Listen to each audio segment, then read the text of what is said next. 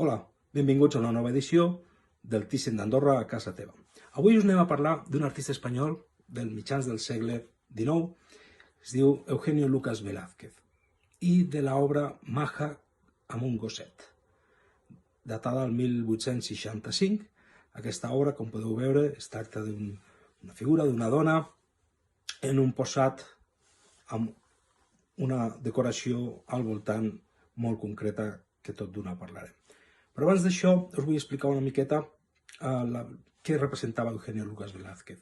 Un artista romàntic, una de les bases del romanticisme espanyol, un artista costumbrista també, o sigui, pintava usos i costums habituals del dia a dia de la societat de l'època, i alhora un pintor orientalista. L'orientalisme en aquest moment, en aquesta època, mitjans del segle XIX, estava força extès en els artistes espanyols. La influència del món àrab, de la proximitat d'Orient Mitjà, de la proximitat històrica també de molts segles d'invasió, fa que molts artistes s'inspirin sobretot en l'arquitectura de reminiscències àrabs existent a Espanya, sobretot cap al sud, i també la temàtica més propera a lo que podia ser aquesta part històrica. Aquest és l'exemple d'aquesta obra també d'Eugenio Lucas Velázquez, que es diu Caravanes àrabs arribant a la costa. Datada en 1860, és un exemple molt clar d'orientalisme, una obra de la col·lecció Carmen Thyssen, també, que es troba tant aquesta com la Maja amb el gosset, l'obra de què us parlarem avui, es troben les dues al Museu Carmen Thyssen de Màlaga.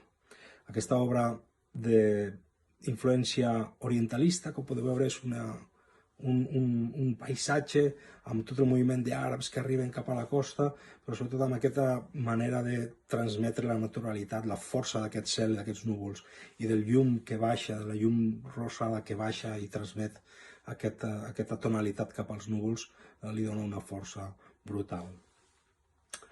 Eugenio Lucas Velázquez va ser un artista acadèmic, va estudiar a la Real Acadèmia de San Fernando, i va tenir un professor molt especial, que va ser Raimundo de Madrazo.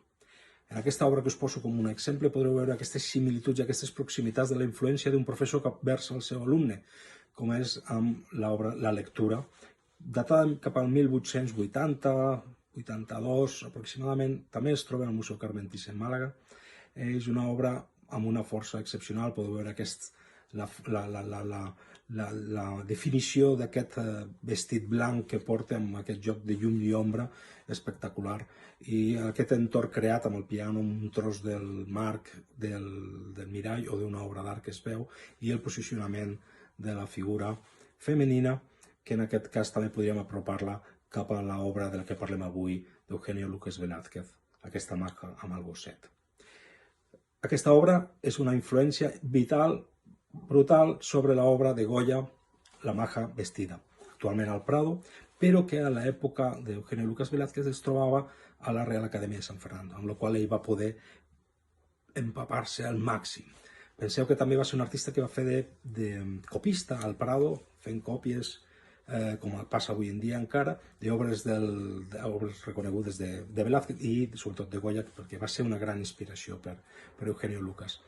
Tornant a l'obra, podeu veure aquest posat de la Maja amb el gosset, però fixeu-vos el posicionament supernatural, molt modern, jo crec que molt avançat a la seva època, amb aquest posicionament de les cames que fa que aquest vestit pugui semblar un pantaló en un moment donat. Si intenteu visionar-ho com a tal, podria ser creïble, no?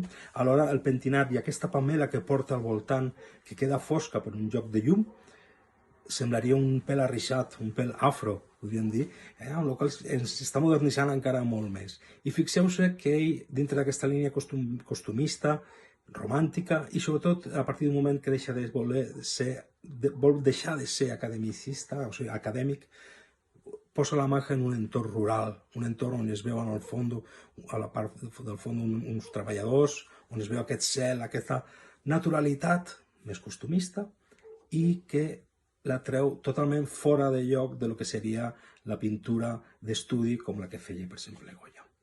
Espero que us hagi agradat. Sabeu que hem de concentrar molt aquesta informació, però és una manera de poder parlar d'obres d'art que espero que la gaudiu. Recordeu, fem-nos tot la prova, val la pena, i seguim el que es diuen els que saben. Moltes gràcies, ens veiem la setmana que ve. Una abraçada.